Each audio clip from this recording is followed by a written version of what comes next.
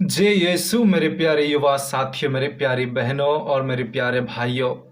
आज 19 नवंबर है 2020। आज के इस सुंदर सा दिन को शुरू करने से पहले मैं आप सभी को आमंत्रित करता हूं कि आज प्रभु यीशु का सुसमाचार को सुनते हुए आज का दिन को शुरू करें और उससे कुछ संदेश हमारे युवा जीवन के लिए प्राप्त करें और इस दिन को शुरू करें। आइए मैं आप सभी के लिए, मेरे लिए, हम सभी के लिए ये सुसमाचार को पढ़ता हूँ। मेरी युवा साथियों, सुसमाचार पढ़ने से पहले मैं आपको एक बात कहना चाहूँगा। वो बात यह है कि आज के सुसमाचार में प्रभु यीशु को हम रोते हुए पाएंगे।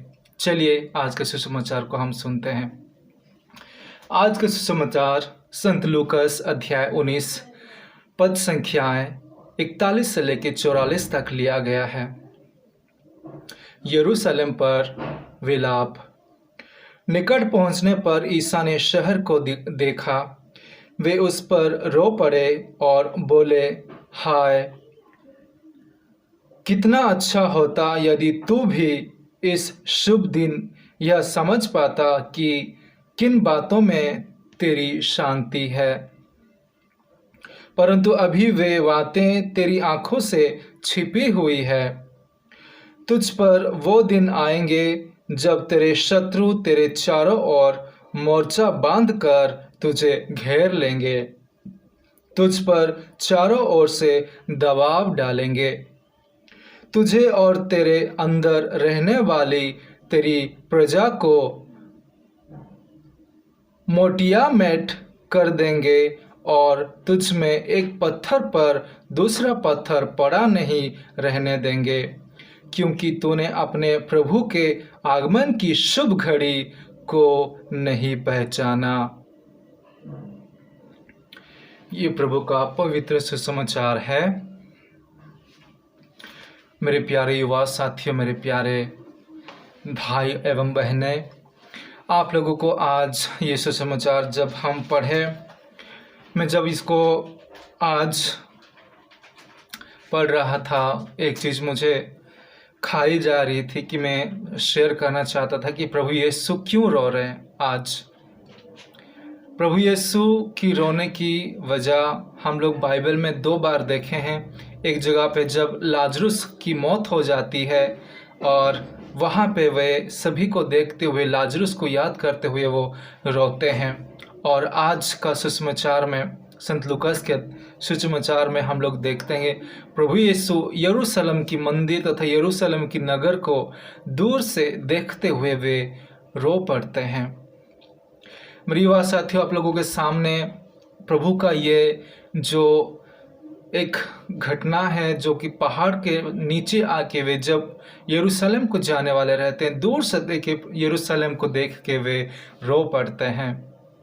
वे कहते हैं कि हाय, तू जान पाता कि तेरे ऊपर जो शांति आने वाली थी, जो मुक्ति आने वाली थी, वो सब को अगर तू जान पाता तो तेरे लिए कितना अच्छा होता। मेरी युवा साथियों, प्रभु यीशु 2 कारण से दुखी हो सकते हैं।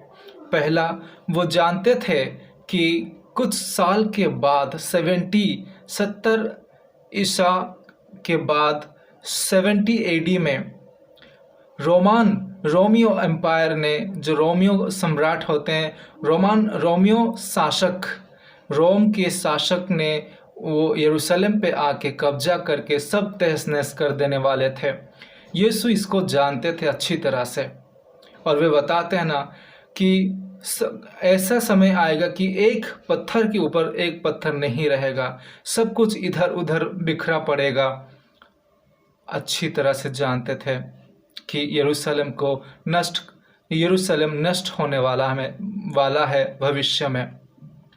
और एक बात भी हो सकता है कि जिस यरूशलेम में प्रभु यीशु को स्वागत किया गया था फूलों से, और उन्हीं यरूशलेम की लोगों ने यीशु मसीह को अभी शत्रुओं के हाथ में सौंपने जा रहे हैं, यीशु मसीह को रिजेक्ट करने जा रहे हैं, तिरस्कार करने जा रहे हैं। ये 2 वजह हो सकता है कि प्रभु यीशु आज यरूशलेम को दूर से देखते हैं और रोते हैं।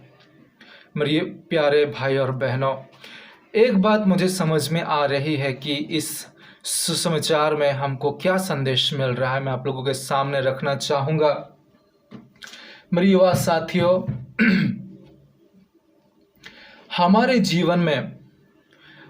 जीवन में प्रभु यीशु हम सभी को एक ऐसा समय देता है जो समय हम लोग ईश्वर को जानने के लिए हमारी मन आत्मा हमको कहती है कि प्रभु ईश्वर के साथ हम जुड़ जाए।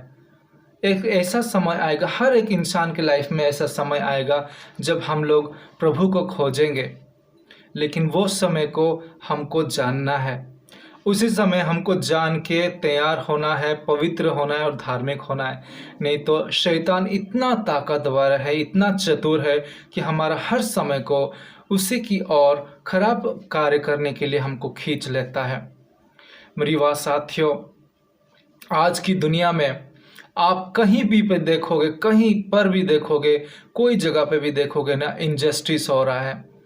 हर जगह पे युद्ध हो रहा है, हर जगह पे क्राइम्स हो रहे हैं, हर जगह पे अलग अलग तरीके का गंदा कार्य हो रहे हैं। कोई किसी के बारे में नहीं सोचता, कोई किसी के बारे में नहीं पूछता है। सब कोई अपने लाइफ में बिजी है, सभी कोई अपने लाइफ में बिजी है। सब कोई पैसा कमाना चाहते हैं, अच्छे अच्छे पोजीशन में रहना चाहते हैं, जीवन को और कंफर्टेबल बनाना चाहते हैं जीवन को, लेकिन कोई भी नहीं चाहता कि मेरी आत्मा कैसे बचेगी, मेरी आत्मा कैसे स्वर्ग पहुंचेगी, मैं कैसे पवित्र बनूं, मैं कैसे धार्मिक बनूं। कोई नहीं सोचता है मेरी वाह साथियों।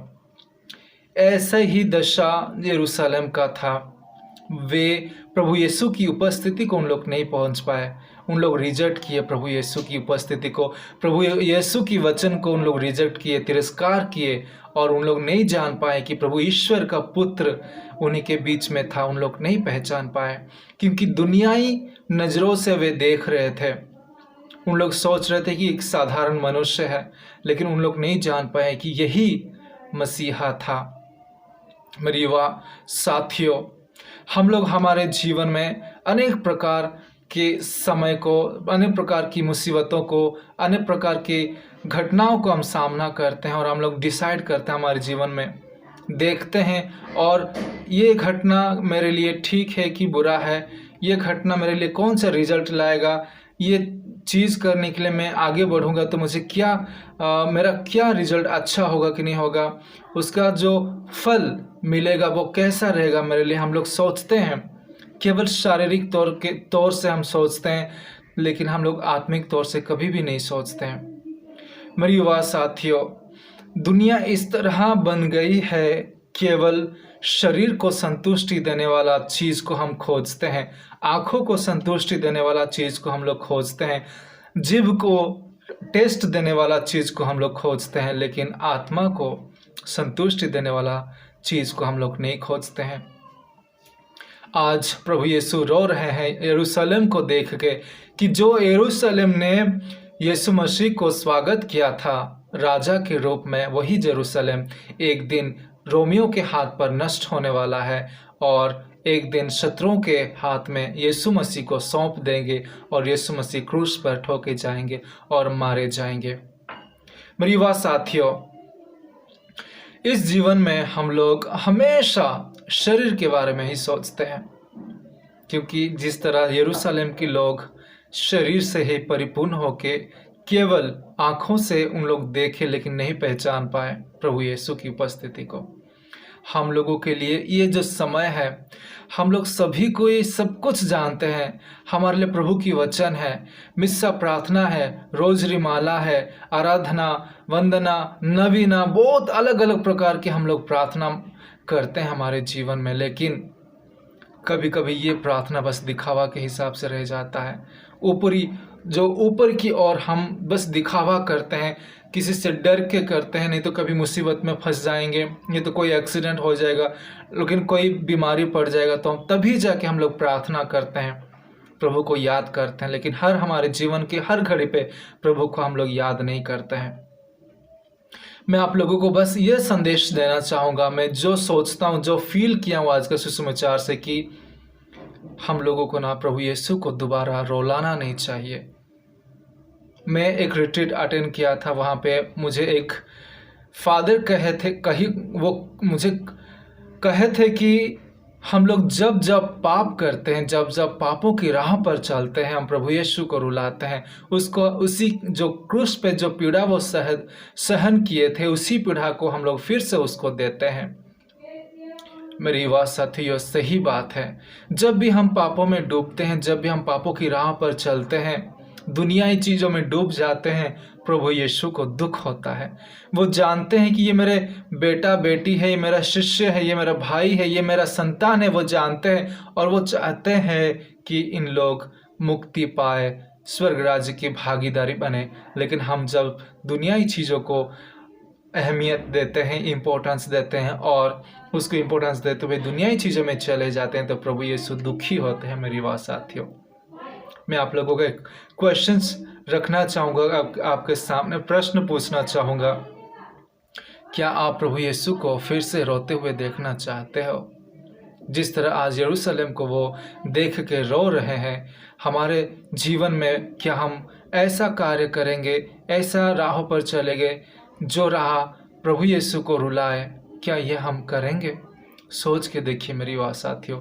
आप लोगों को मैं कहना चाहूँगा मेरी बात साथियों कि हम लोग क्रिश्चियंस हैं, हम लोग ये प्रभु यीशु को जानते हैं, प्रभु यीशु को मानते हैं, उसी के वचनों के अनुसार हम लोग जीवन बिताते हैं। लेकिन हम लोग आज की दुनिया में इतने डूब गए हैं, आज की परिस्थिति में, आज की चलन में, आज की जो ट्रेंड चल रहा है, जो लोग, जो दुनिया चीज़ कर रही है, जो भी दुनिया कर रही है, हम लोग ख्रिस्त भाई बहन, ख्रिस्त परिवार, हम लोग दुनिया के पीछे भागते हैं। मुझे वो चाहिए, मुझे ये चाहिए, मुझे गाड़ी चाहिए, मुझे मोबाइल चाहिए, हमारे घर पे ये खाना होना चाहिए, मैं ये पहनना चाहता हूँ, मुझे मेरे लिए वो खरीदना चाहिए, मैं घर में इतना अच्छा से रहना चाहता हूँ, मेरा शरीर अच्छा रहना चाहिए, मैं अच्छा पहनना चाहिए, मुझे खाना पीना अच्छा करना चाहिए, मेरा स्टेटस को मेंटेन करना चाहिए, मैं अच्छी तरह से पैसा कमाऊंगा, मेरा पोजीशन अच्छा रहना चाहिए, सबके सामने मेरा इज्जत हो, मुझे लोग सम्मान करें। यही चाहते हैं हम लोग, दुनिया के पीछे भागते हैं। और विशेष करके युवा, मैं आप सभी भाई बहनों के लिए मैं एक बात बोलना चाहता हूँ मेरी बात साथियों, कि दुनिया के पीछे भागते भागते आप समय नष्ट मत कीजिए, नष्ट मत कीजिए, क्योंकि यरूशलेम का दशा वही हुआ था, क्योंकि वो पहचान नहीं पाया था कि यीशु मसीह कौन है, ईश्वर का पुत्र को नहीं पहचान पाए थे। आज हम लोगों के लिए सब कुछ दिया गया है मेरी बात साथियों, हमको पहचानना है, हमको पहचानना है प्रभु यीशु को, और उसको हमको रुलाना नहीं है, बार बार रुलाना नहीं है, उसको खुश करवाना है। हमारे प्रभु को हम खुश कर सकते हैं, उनको आनंद दे सकते हैं मेरी बात साथियों। कब? जब हम प्रभु के साथ जुड़ेंगे, जब उसी के वचनों पर हम लोग चलेंगे, जब हमारे जीवन को धार्मिक और पवित्र बनाएंगे, दुनियाई चीज़ों को छोड़ेंगे, तभी जाके बोलते हैं ना, जब एक पापी पश्चाताप करता है, पापों की राह को छोड़ता है, तो स्वर्ग में खुशियाँ मनाई जाती है। खुशियाँ मनाई जाती है मतलब प्रभु को भी खुशी होगी जब हम सभी कोई खराब रास्ता को छोड़ के, पापों की रास्ता को छोड़ के पवित्र राह पर हम लोग चलना शुरू करेंगे। मेरी युवा साथियों, दो चीज़ें हमेशा मैं आप लोगों को बताना चाहूँगा, दो चीज़ें हमेशा आप लोग सोच के रखिएगा कि भगवान के साथ, यीशु के साथ और यीशु के बिना, ये जो जीवन हमको मिला है ना, हमारे जीवन में दो राह है। एक तो हम दुनिया के साथ जिएंगे, दुनिया जिस तरह जी रही है उसी के साथ जिएंगे, खाएंगे पिएंगे, मौज मस्ती करेंगे, एंजॉय करेंगे, लाइफ को पूरा बिंदास जिएंगे दुनिया की तरह। और दूसरा, थोड़ा सा दुनिया से हट के यीशु मसीह की तरह प्यार में जिएंगे, दूसरों को मदद करके जिएंगे, प्रार्थनामय जीवन को जिएंगे और अपने प्रभु की वचनों पर अपना जीवन बिताएंगे, सिंपल लाइफ जिएंगे, दूसरों को भी प्रभु के पास लाने के लिए मदद करेंगे, जीवन को परिवर्तन करेंगे और दूसरों को यीशु मसीह की वचनों को सुनाएंगे, सुसमाचार का प्रचार करेंगे, स्वर्ग राज्य का प्रसार करेंगे। ये एक लाइफ है, यूथ लाइफ में बता रहा हूँ। आप दुनिया की चीज़ों से डूब कर मौज मस्ती करके ज़िंदगी को बिता सकते हो, और दूसरे राह पर यीशु मसीह है जो आप लोगों को अनंत जीवन देना चाहता है। और ये जो दुनियाई लाइफ में अगर आप लोग चले जाओगे, डूबे हुए हो, जीवन बिता रहे हो, तो भाई मैं सच बता रहा हूँ, सभी का लास्ट स्टॉपेज होगा नरक। और नरक में एक बार हम लोग चले जाएंगे तो उससे वापस नहीं आ सकते मेरी बात साथियों। अनंत काल तक उसमें हम लोग तड़पेंगे, और उसका जो तड़पन होता है, जो कष्ट होता है ना, आप लोग समझ नहीं पाओगे। कभी आपका अंगूठी, हाथ पैर कहीं जला है, एक बार जलने से हम लोग को कितना तकलीफ होता है। अगर हम लोग लगातार आग के पास रहेंगे, आग में डूबे रहेंगे, कोई हमको मारेगा, कोई कुछ करेगा, अनंत काल तक, मतलब जीवन जब तक हम वहाँ पे रहेंगे, अनंत काल, फॉर एवर हम लोग वहाँ पे रह के कष्ट पाएंगे। ये चाहते हो आप?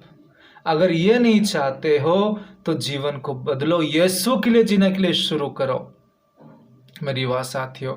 यीशु को रोने के लिए मौका मत दो मेरी वाह साथियों। दो चीज़ें मैं जिस तरह आपको बताया कि प्रभु यीशु की राह और शैतान की राह, ये दोनों राह में आप ही को चूज करना है, आप ही को छांटना है कि मैं कौन से रास्ते में जाऊं।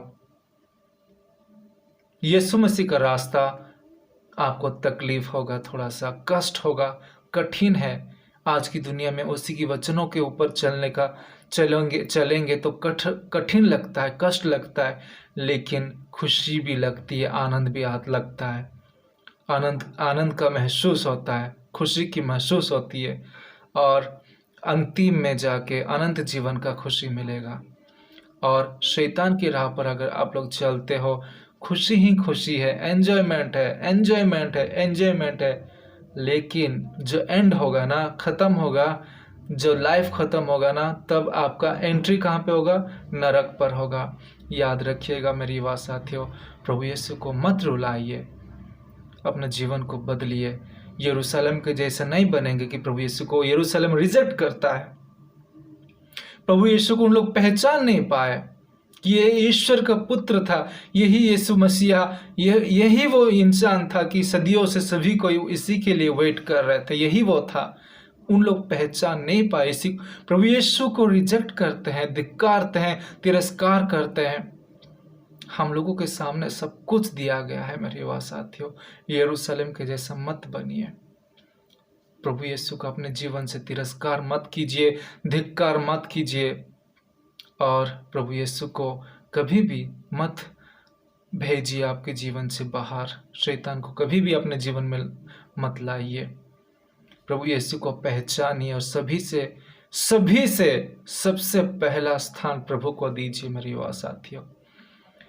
आशा करता हूँ यीशु समाचार का रिफ्लेक्शन आप युवा भाई बहनों को कुछ तो संदेश जरूर दिया होगा मेरी वाह साथियों। आइए माता मरियम से प्रार्थना करते हैं, जिस तरह वो ओबीडियंट बनी, नम्र बनी, प्रभु ईश्वर की वचनों पर अपने को नम्र बनाए, उसी तरह हम लोग भी प्रभु यीशु के वचनों पर खुद को नम्र बनाते हुए धार्मिक बनेंगे, और उसको दोबारा रोने के लिए कभी भी मौका नहीं देंगे। हम खुश कराएंगे प्रभु को, हमारे जीवन के शैली से, हमारे जीवन डे टू डे लाइफ में हम अच्छी तरह से जीवन बिताने के लिए कोशिश करेंगे। पापों को छोड़ के पवित्र और धार्मिक होके आगे बढ़ने के लिए कोशिश करेंगे। माता मरियम हम सभी के लिए मध्यस्थता करे, और आप सभी को आज का ये दिन अच्छी तरह से बिताएं, प्रभु के लिए बिताएं। जो भी कुछ करना चाहोगे प्रभु के लिए कीजिए, और धार्मिक पवित्र होने के लिए कोशिश करते रहिए अपने जीवन में। तब तक आप लोग अपना ख्याल रखिएगा। प्रभु ईश्वर आप सभी के ऊपर कृपा और आशीष बरसाए। जय यीशु।